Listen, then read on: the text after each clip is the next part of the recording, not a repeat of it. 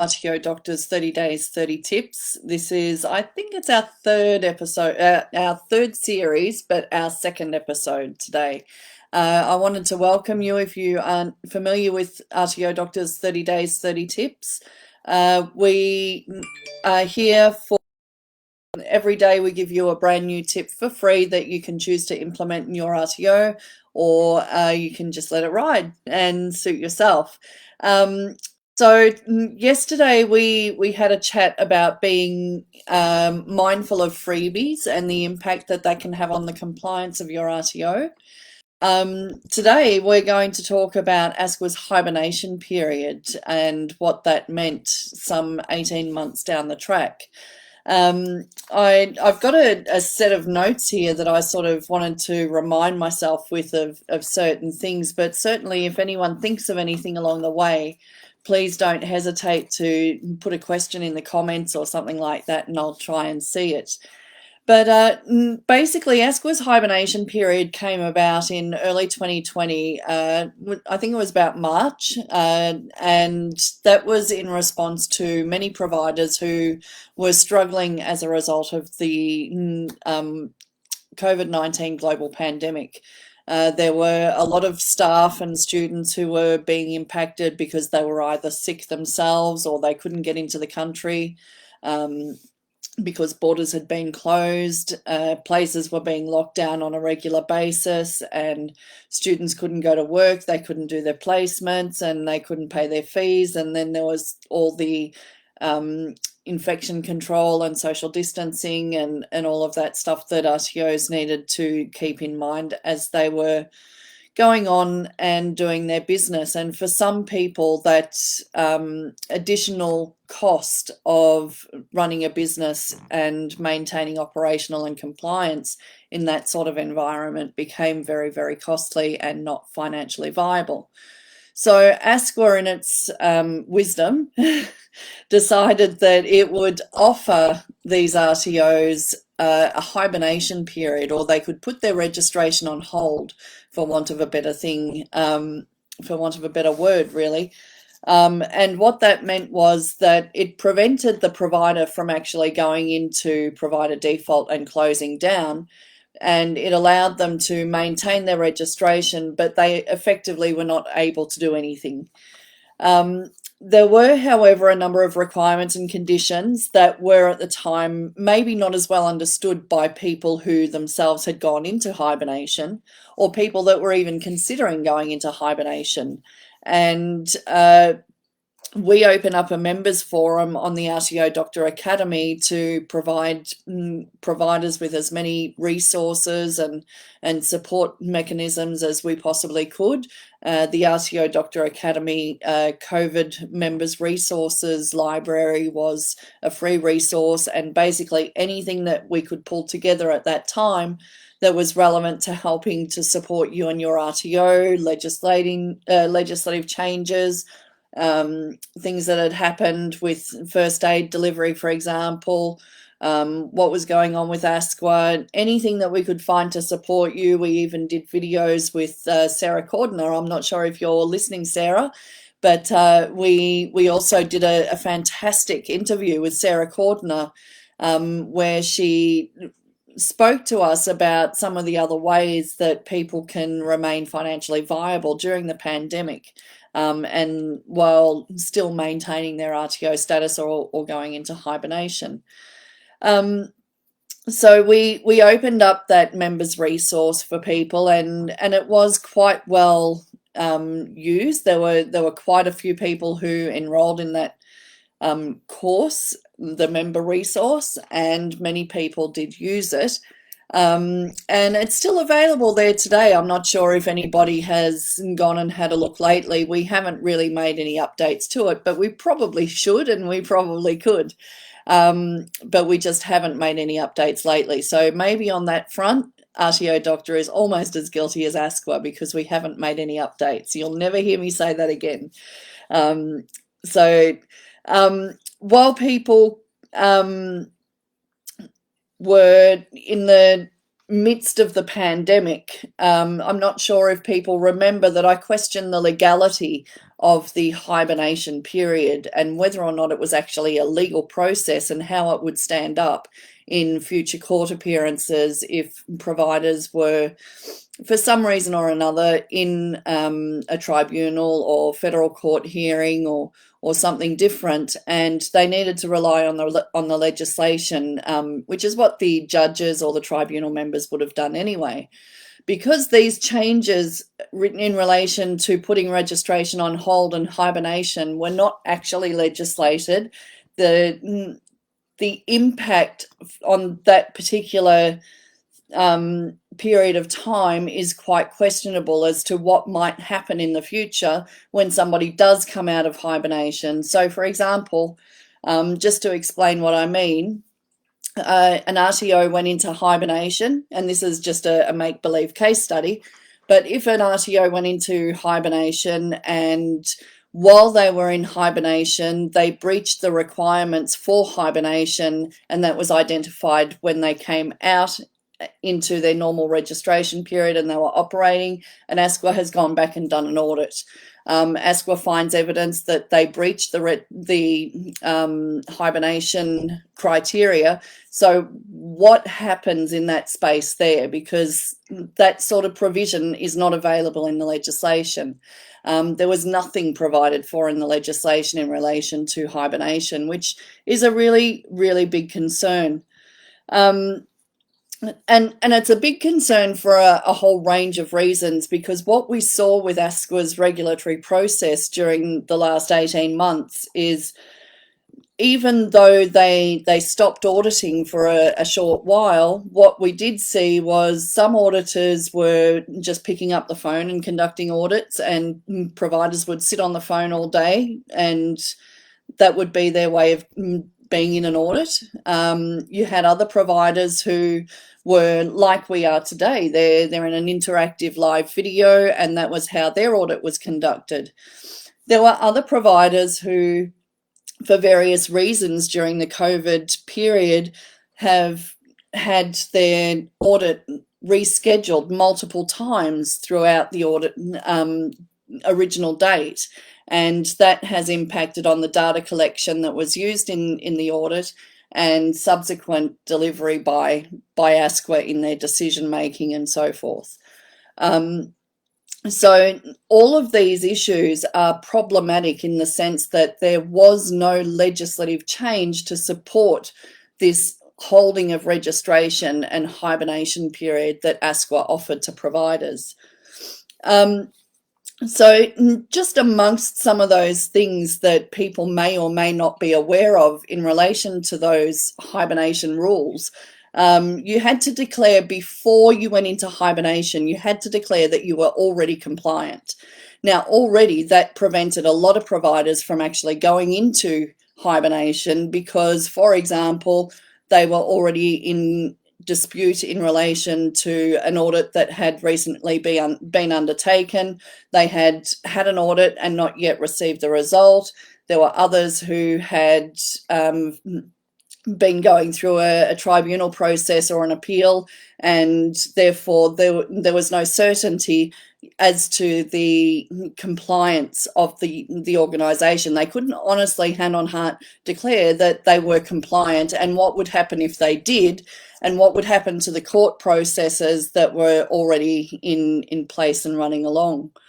Other issues, for example, were they weren't allowed to accept any enrolments. They weren't allowed to accept any new fees. Now, if you've ever been a CRICOS provider, you'll know that it's very difficult to stop enrolments and fee collection from happening. Agents just send the money and the applications. They come thick and fast sometimes, and it doesn't matter how many times you tell them, please don't send me any applications, please don't send me any money because we're going into hibernation. Unfortunately, that money and that application may still come. And so there was a real risk to CRICOS providers in relation to not accepting any enrolments or fees. Not to mention the things like every time you go on Prisms, and you have to, Prisms being the software system used between providers, immigration and ASQA, to issue COEs, confirmations of enrolment. So whenever an international student comes into Australia and they've got a COE, if they need to defer their enrolment, for example, it creates a new enrolment. So something like this rule about not accepting any enrolments or fees would have a really critical non-compliance issue for students who need to have their COEs deferred, for example, but can't. Not to mention that you would also be in breach of things like not meeting student needs, and you would also be in breach of reporting obligations under the ESOS Act. It just doesn't end. There's lots of little things here, there and everywhere. One of the other things that was required as part of going into the hibernation process was that providers had to advise ASQA in writing 21 days prior to opening up their registration again, or opening up the premise that they had ceased delivering at, or if they changed their delivery methods, whatever the change was, they had 21 days notice prior to recommencing that they had to provide. Now, what was also required was for providers who were going into hibernation, they also had to go into provider default for courses and things like that. And there were a whole lot of issues around the tuition protection service, where providers had to engage in refunds under the ESOS Act, for example, and things like that, that are not necessarily easy to calculate and explain over a video, but most private CRICOS providers would understand what that entails. You also had to detail the impact on your RTO, whether you were cancelling locations, whether you were ceasing operations altogether, or you were changing delivery, whether you were keeping any classes going. And you also had to update your website to say that you were going into hibernation. Now, ASQA has a table of providers who advised that they were going into hibernation. And last time I checked, there were around 56 providers on that table. And if I was to go through and have a look at the table right now today, well, actually, I can tell you I did it yesterday. I did a very random check, and basically what I found was probably a third of those providers are in breach of some form of the rules for hibernation. So if you're one of those providers and you're on that table, I strongly recommend that you have a look at what the rules were for engagement, the rules for engagement in hibernation, and you make sure that you are 100% compliant. And if you are compliant, then that also could mean that ASQA is not compliant and they haven't actually updated their website, which is also a real possibility, because it's not that difficult to find outdated policies and procedures from ASQA on their website. So it is possible that ASQA is just behind and they haven't updated the table, but when you look at the table, it does appear as though there are a range of providers who have breached these requirements already. But then I think about all the nitty-gritty of these hibernation discussions, and where does it end?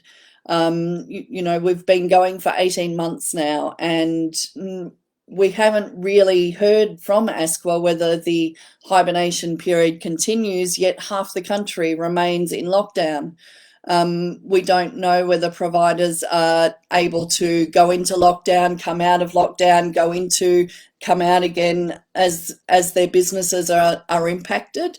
We just have no real understanding of how that hibernation period is operating 18 months down the track.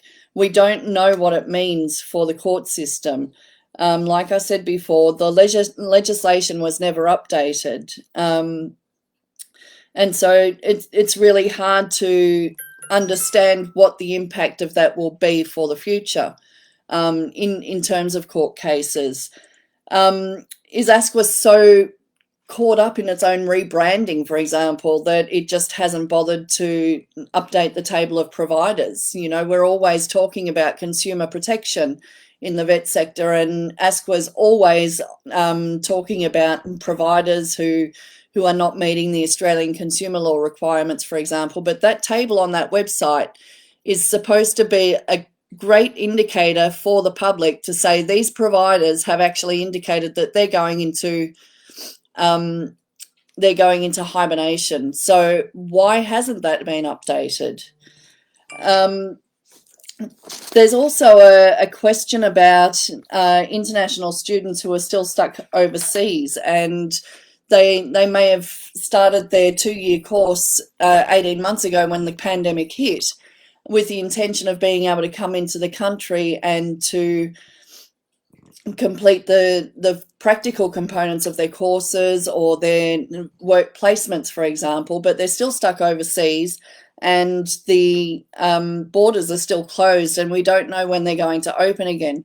How is ASQA expecting providers to manage those situations? We just have not had an update in relation to how all this COVID stuff is impacting those providers who did go into hibernation, didn't go into hibernation, whether providers are CRICOS providers. What are they doing with these international students that can no longer complete their courses? Is it provider default? Is it something that they can defer the remainder of their course? There just doesn't appear to be any guidance around this. There was also a time early on when RTO Doctor had serious concerns about ASQA's position in relation to first aid courses, for example.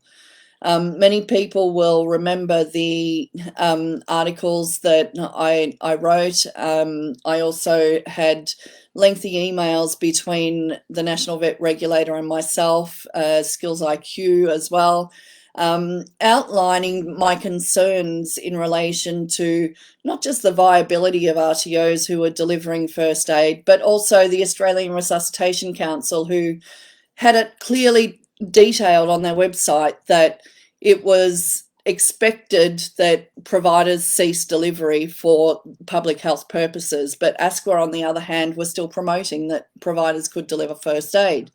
What that meant was there were a lot of providers who, for public health reasons and compliance with the units of competency, actually ceased delivery of the first aid units, while others took ASQA's advice and they continued to deliver first aid and really poach the market in some cases. Some cases it was legitimately done, but it's almost like the advice of the Australian Resuscitation Council at the time was deemed inferior by ASQA, and yet they are clearly the public health people in relation to the first aid units of competency. In many ways, what we saw in relation to the first aid rollout and ASQA's handling of that issue, along with Skills IQ, who didn't really have anything to do with it and couldn't do anything as far as I was aware. I had people at Skills IQ telling me that it was out of their hands, it was up to ASQA. And when I look back at those times, I can't help but think that they were no different to the circumstances that we see ourselves as a country trying to implement the vaccination program for COVID right now. And so I wonder whether ASQA has got a position on how they're going to roll out the end of the hibernation period. Do they actually see that there is an end? Has it ended? Are providers still going into hibernation? Is that still an alternative for them? What is their position? We haven't heard from ASQA what their position is. We get a lot of rebranding. We get a lot of auditors and our assessors. We get a lot of audits and our assessments. You know, we get all these videos thanks to the 2 reviews that we had. Videos on how to develop compliant assessment and how to conduct validation and online learning, best practice and things like that. But there's no real framework for delivery of of that in the current COVID environment, and for those providers who are still in hibernation, who might still need to go into hibernation, are they still accepting hibernation cases? We just don't know. So more than anything, I guess what this video is a reminder of is that during these really difficult times where there are providers out there who are still really struggling, whether they can or they can't go into hibernation, it really is a time for the sector to come together and collaborate as much as possible, support each other, and really put the pressure on ASQA to be accountable for their leadership and implementation of support strategies. For me personally, I find it unacceptable that the National Vet Regulator has been silent on what is actually happening with the hibernation period after 18 months of its implementation. I find it extraordinary that the National Vet Regulator was able to create its own legislation effectively, which doesn't appear in the legislation, if that makes sense.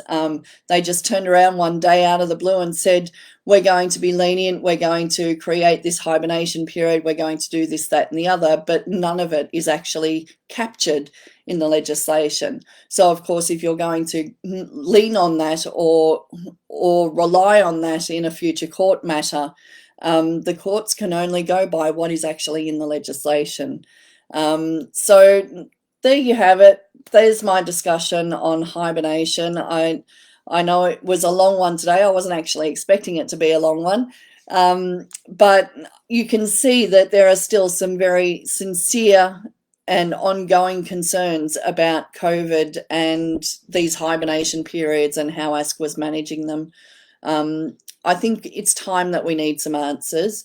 We need answers not just for those people who are in hibernation still, if there are any, but we also need more information for those people who would value being able to go into hibernation now, given that, for example, Sydney is still in lockdown, and they've been in lockdown now for a couple of months, and it's unlikely that they're going to be out of it before the end of the year. So do these people still have access to those hibernation periods? Victoria and Queensland are going in and out of lockdown periods. Do they still have access to hibernation? Is it still even available for anyone? ASQA, I think it's time that you really do come to the sector now and explain to us how that hibernation period is working after 18 months. I think we deserve to know. And I think we need to look at better ways to support the sector when half the country is constantly in lockdown. The national and international borders are still closed. There is just not enough leadership. There's nothing coming from ITECA. There's nothing coming from TAFE Directors Australia. There's just nothing coming from anyone.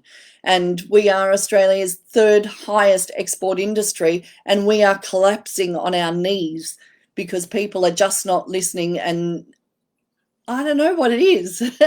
I welcome your discussion, actually, on the topic. So if you've held on for this long, thank you very much. I would really value your feedback in the comments. A reminder that there is a competition going. The person who contributes the most, attends the most, participates and shares the most of the 30 days, 30 tips and benefits the most will get a free copy of my latest book, The Human Toll. So you've got to be in it to win it, I guess, and please share, because the more this information gets out, the better it will be for everyone.